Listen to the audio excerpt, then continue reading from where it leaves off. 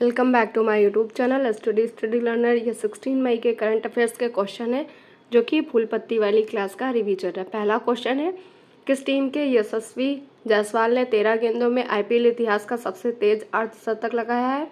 तो ये है जो राजस्थान रॉयल्स के हैं, इनकी टीम का नाम है राजस्थान रॉयल्स और ये आईपीएल इतिहास में सबसे तेज अर्धशतक लगाने वाले बन गए हैं खिलाड़ी। 13 गेंदों में इन्होंने ये अर्धशतक लगाया है और ये किसके खिलाफ लगाया? तो कोलकाता के खिलाफ ये सेंचुरी लगाई है। तो इम्पोर्टेंट है, इनकी टीम का नाम है राजस्थान रॉयल्स। नेक्स्ट है, आईपीएल 16 में सबसे महंगे खिलाड़ी हैं जो सैम करन है, इन्हें किसने खरीदा था? तो पंजाब ने। फिर है इसका आईपीएल का स्पॉन्सर कौन था? तो टाटा है। और मैक्सिमम बार किसने जीता है आईपीएल? तो मुंबई ने जीता है। फिर है डब्ल्यूपीएल, इसमें 5 टीमें थी, मुंबई इसकी विजेता थी। क्वेश्चन नंबर 2 है, क्वाड संगठन देशों के वरिष्ठ सैन्य कमांडरों की पहली बैठक कहाँ आयोजित की जा रही है? तो ये कैलिफोर्निया यूएसए में आयोजित की जा रही है और ये सैन्य कमांडरों की पहली बैठक है। और क्वाड में कौन कौन से देश आएंगे? तो क्वाड के अंतर्गत है जो जापान है, ऑस्ट्रेलिया, यूएसए और इंडिया आएगा। और इन्हीं जो देश हैं इन्हीं के बीच में मालाबार युद्धाभ्यास भी होता है। और इसका कॉन्सेप्ट क्वाड का किसने दिया था? तो क्वाड का कॉन्सेप्ट शिंजो अबे ने दिया था। ये जापान के प्रधानमंत्री थे, इनका निधन भी हो चुका है। और ये कॉन्सेप्ट कब दिया था? तो 2007 में दिया था। और अस्तित्व में कब आया? तो 2017 से इसको अस्तित्व में आया था। और ये जो सैन्य कमांडरों की बैठक हो रही है, क्यों हो रही है? तो हिंद प्रशांत की सुरक्षा के लिए हो रही है। नेक्स्ट है, क्वाड शिखर सम्मेलन, ये कहाँ पे आयोजन होगा? तो क्वाड शिखर सम्मेलन आएगा तो सिडनी ऑस्ट्रेलिया में इसका। आईसीसी वनडे वर्ल्ड कप कहाँ होगा? तो ये भारत में होगा। महिला T20 वर्ल्ड कप कहाँ हुआ है? तो ये साउथ अफ्रीका में हुआ है। और अंडर 19 महिला T20 ये भी साउथ अफ्रीका में हुआ। तो साउथ अफ्रीका में कौन कौन सा हुआ? महिला T20 वर्ल्ड कप और अंडर 19 महिला T20 वर्ल्ड कप, ये दोनों कहाँ पे हुए? साउथ अफ्रीका में हुए हैं। दोनों ही महिलाओं से संबंधित है। 19 लिखा है, एक में 20 लिखा है, ऐसा करके याद रखिएगा। फिर है G20, तो G20 इस साल भारत में हो रहा है इसका आयोजन 2023 वाला। एससीओ है, एससीओ कहाँ पे हो रहा है? ये भारत में हो रहा है। बार का आयोजन साउथ अफ्रीका में हो रहा है। कॉमनवेल्थ कहाँ पे हुए हैं इस बार के? तो बर्मिंघम यूके में हुए हैं। फिर महिला बॉक्सिंग, ये है जो इंडिया में हुई है, इसमें 4 गोल्ड मेडल भारत ने जीते हैं, ये भी याद रखिएगा। ओलंपिक 33 नंबर के कहाँ पे होंगे? तो ये पेरिस में होंगे। क्वेश्चन नंबर 3 है, वर्ष 2025 में पहली वाणिज्यिक अंतरिक्ष स्टेशन जिसका नाम है हेवन फर्स्ट लॉन्च करने की घोषणा की है। किसने की है? तो नासा ने की है। और ये पहला वाणिज्यिक अंतरिक्ष स्टेशन होगा जिसका नाम हेवन होगा। और ये किसके द्वारा लॉन्च किया गया? तो कंपनी का नाम है विशाल स्पेस स्टार्टअप, इसके द्वारा लॉन्च किया गया है। और किसके द्वारा? फाल्कन 9 के द्वारा। और इसके लॉन्च के बाद में वास्ट फर्स्ट, जिसका नाम है क्रू ड्रैगन कैप्सूल, इसको लॉन्च किया जाएगा। इसके अंतर्गत है जो 4 अंतरिक्ष यात्री जाएंगे। नेक्स्ट क्वेश्चन है, इसरो द्वारा कौन कौन से उपग्रह लॉन्च किए गए? तो इसरो द्वारा PSLV C50 के द्वारा भूटान के 2 उपग्रह लॉन्च किए गए। तो जैसे कि क्वेश्चन आएगा, PSLV C50 के द्वारा किस देश के 2 उपग्रह लॉन्च किए गए? तो भूटान के। SSLV D2 ये इसकी पहली सफल उड़ान थी और इसके द्वारा है जो आज़ादी सेट EOS-07 उपग्रह लॉन्च किए गए। PSLV C55 सिंगापुर के उपग्रह लॉन्च किए गए। विक्रम एस है जो ये पहला निजी रॉकेट है मेगाट्रॉपिक्स से, इसे पुनः पृथ्वी पर वापस प्राप्त किया गया और ये इंडिया और फ्रांस ने इसको मिलकर लॉन्च किया है। मेगाट्रॉपिक्स को किसने? इंडिया और फ्रांस ने। क्वेश्चन नंबर 4 है, 15 से 21 मई 2023 तक 7वां वैश्विक सड़क सुरक्षा सप्ताह 2023 का आयोजन किसके द्वारा किया जा रहा है? तो ये है यूएनओ के द्वारा किया जा रहा है। कौन से नंबर का है? तो 7वें नंबर का है वैश्विक सड़क सुरक्षा सप्ताह। और कब से कब तक का होगा? तो 15 से 21 मई तक होगा।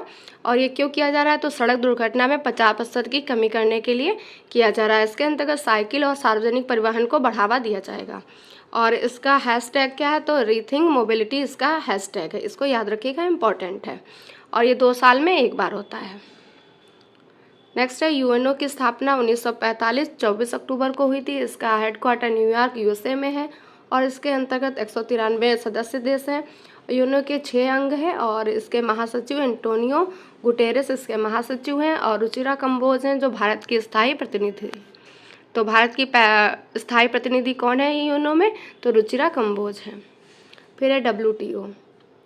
तो WTO की स्थापना 1 जनवरी 1995 को हुई थी। इसका हेडक्वार्टर जेनेवा में है। इसमें है जो 164 सदस्य देश हैं। महानिदेशक नागोजी ओंकाजा हैं। नेक्स्ट है WWF, इसकी स्थापना 1961 में हुई थी। ग्लैंड इसका हेडक्वार्टर है। पांडा इसका प्रतीक चिन्ह है। WEF है 1971 में इसकी स्थापना हुई। हेडक्वार्टर इसका जेनेवा है और दावोस स्विट्जरलैंड में शीतकालीन इसकी बैठक होती है। क्वेश्चन नंबर 5 है स्वानसी विश्वविद्यालय डायलन थॉमस पुरस्कार 2023 के विजेता अरिंजे इफेकांडू का संबंध किस देश से है? तो इनका संबंध नाइजीरिया का है और इन्हें है जो ये स्वानसी विश्वविद्यालय डायलन थॉमस पुरस्कार मिला है किस क्षेत्र में? तो ये साहित्य के क्षेत्र में ये वाला पुरस्कार दिया जाता है। नेक्स्ट है साहित्य अकादमी पुरस्कार हिंदी में किसे मिला है? तो हिंदी में बद्री नारायण को मिला है। किसके लिए? तो तुमड़ी के शब्द के लिए मिला है। किसे? बद्री नारायण को। और साहित्य अकादमी पुरस्कार में इंग्लिश में किसे दिया गया है? तो अनुराधा को दिया गया। इंपॉर्टेंट है, इसे याद रखिएगा। साहित्य में नोबेल पुरस्कार है जो एनी एनॉक्स को दिया गया है। ये फ्रेंच राइटर हैं, ये भी याद रखिएगा। सरस्वती सम्मान किसे दिया गया? तो शिव शंकरी को। किसके लिए? सूर्यवंशम के लिए। और ये तमिल राइटर हैं, ये भी याद रखिएगा। नेक्स्ट है व्यास सम्मान किसे दिया गया? तो व्यास सम्मान है ज्ञान चतुर्वेदी को दिया गया। किसके लिए? पागलखाना के लिए। बिहारी पुरस्कार किसे दिया गया? तो माधव हाड़ा को दिया गया है। बजरंगी चोला पहन सखी के लिए दिया गया है। क्वेश्चन नंबर 6 है नासा ने अल्ट्रा हाई एनर्जी कॉस्मिक किरण कणों का पता लगाने के लिए दूसरा सुपर प्रेशर बैलून कहाँ से लॉन्च किया है? तो न्यूजीलैंड से लॉन्च किया है।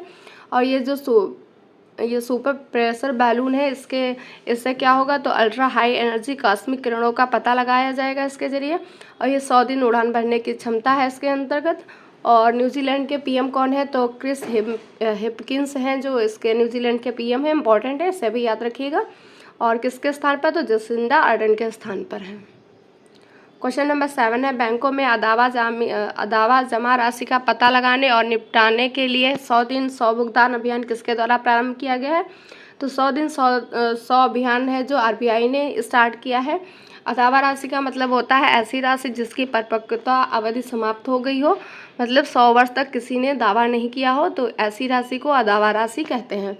फिर है RBI की स्थापना यंग हिल्टन आयोग के आधार पर की गई थी। कब की गई? तो 1 अप्रैल 1935 को। और कौन से अधिनियम से? तो अधिनियम था 1934 का एक्ट था। और नेक्स्ट है इलेक्ट्रॉनिक बैंक गारंटी जारी करने वाला पहला बैंक कौन है? तो इलेक्ट्रॉनिक बैंक गारंटी जारी करने वाला पहला बैंक SDFC है। SBI की स्थापना किस समिति पे हुई थी? तो गोरेलाल समिति पर। और 1955 में SBI नाम हो गया था।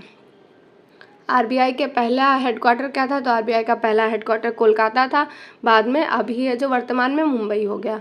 और RBI के पहले गवर्नर कौन थे? तो ओसवार्ड स्मिथ थे। और राष्ट्रीयकरण RBI का कब किया गया? तो 1 जनवरी 1949 को किया गया था। वर्तमान में गवर्नर शक्तिकांत दास हैं। क्वेश्चन नंबर 8 है एविएशन एनालिटिकल फर्म सीरियम की दुनिया के सबसे समयबद्ध हवाई अड्डों की वैश्विक सूची में पहला स्थान किस हवाई अड्डे को मिला है? तो राजीव गांधी अंतर्राष्ट्रीय हवाई अड्डे को मिला है। ये कहाँ पे स्थित है? तो हैदराबाद में स्थित है। 90% ऑन टाइम है ये। और ये पूरे वर्ल्ड में से पहला स्थान मिला है। सेकंड स्थान मिला है कैमगोड़ा अंतर्राष्ट्रीय हवाई अड्डा। ये कहाँ पे है? तो ये बेंगलुरु में है। नेक्स्ट है रीडिंग लाउंज बनाने वाला पहला एयरपोर्ट कौन है? तो रीडिंग लाउंज बनाने वाला पहला एयरपोर्ट लाल बहादुर शास्त्री एयरपोर्ट है। कहाँ पे है? तो वाराणसी में है। मोपा एयरपोर्ट है, ये कहाँ है? तो मोपा एयरपोर्ट है जो गोवा में है और इसका नाम बदल कर दिया गया मनोहर पर्रिकर एयरपोर्ट। शिमोगा एयरपोर्ट कहाँ है? तो ये कर्नाटक में है। डोनीपोलो एयरपोर्ट अरुणाचल प्रदेश में है। क्वेश्चन नंबर 9 है किस राज्य ने ब्रिटिश काल की 2 लाख एकड़ बिंदीदार भूमि पर राज्य के किसानों का अधिकार प्रदान किया है? तो आंध्र प्रदेश के CM हैं जगजीवन राव रेड्डी। इन्होंने घोषणा की है। वहाँ पे जो ज़िले हैं जैसे प्रवासन है, कडप्पा है, नेल्लोर ज़िले हैं, यहाँ पे बिंदीदारी भूमि पर अधिकार किसानों को प्रदान किया है। और इन जिलों का नाम है, याद रखिएगा, प्रवासन, कडप्पा और नेल्लोर। और किसने घोषणा की है? तो CM जगजीवन राव रेड्डी। ये कहाँ के हैं? आंध्र प्रदेश। इन्होंने घोषणा की है। बिंदीदार भूमि क्या होती है? तो ब्रिटिश काल में राजस्व रिकॉर्ड में स्वामित्व विहीन भूमि होती थी, इसे कहा गया बिंदीदार भूमि। फिर आंध्र प्रदेश और ये CM है जो जगजीवन राव रेड्डी, ये सबसे अमीर CM है, ये भी याद रखिएगा।